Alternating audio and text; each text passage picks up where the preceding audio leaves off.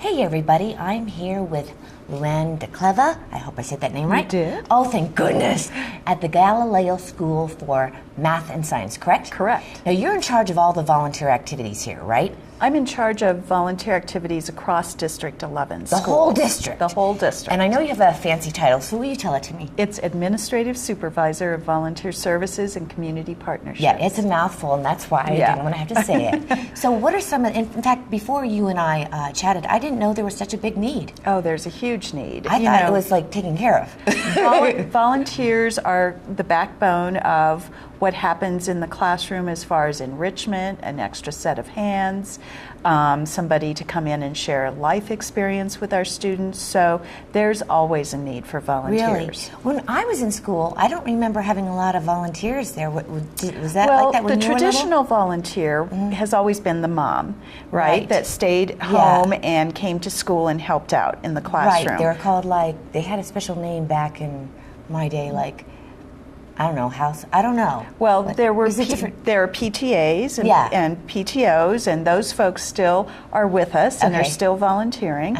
But that demographic group has shrunk, as we all know. There are a lot more people working, and a lot more parents, two-income families. So we're always looking for community people to come in and assist us in our efforts to educate the children of this community. Wow, that's a wonderful thing. Could you do it just for a day or two, or do you need ongoing? No, we have all kinds of different opportunities. You can come in. Right now we're doing science fairs, so we have people coming in to judge a science fair, and it's a one-time event.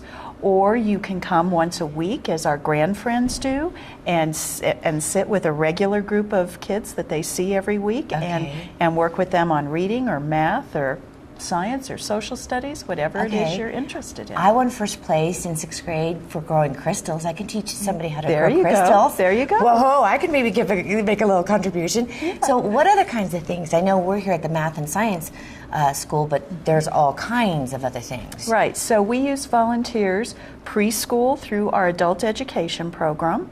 We have English language learners that need to just converse with people in English and begin to develop their English capabilities. So if you're just a good talker, you like to talk a lot. That's right. You could speak with them and help them in their conversational English.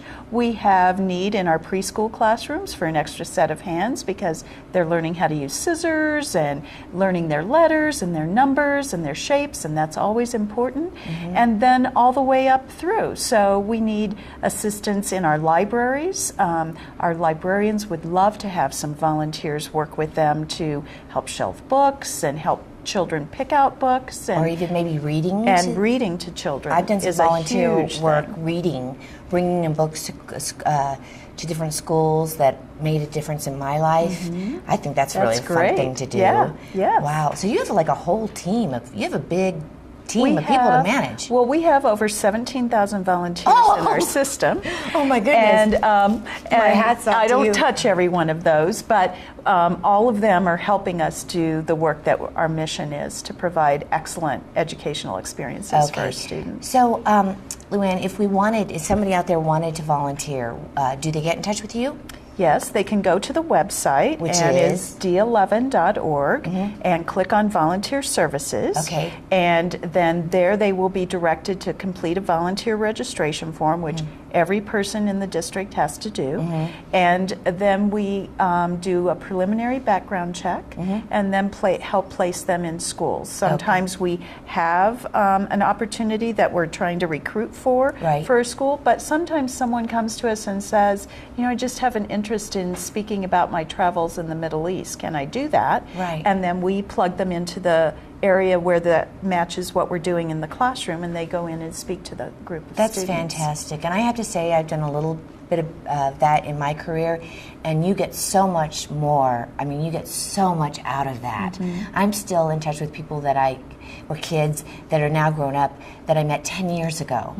And it makes it such a difference in their lives, but Absolutely. in my life to hear back from Absolutely. them. So I think And what what you're doing we've is wonderful. also learned is that the best way to know what's going on in your neighborhood school is to be there, working alongside teachers and students, and then you have this whole new perspective of what's happening at your neighborhood school. And you stay current, and you learn how to text, and you All right. You go along and learn computer skills with students that are just learning. Exactly. Well, it's been a pleasure talking to you, and I think you do a wonderful job, and I think this volunteer program that you run is amazing. So thank you so much. Thank you for the opportunity. Oh, it's our pleasure. Hey, it's our pleasure. Thank you.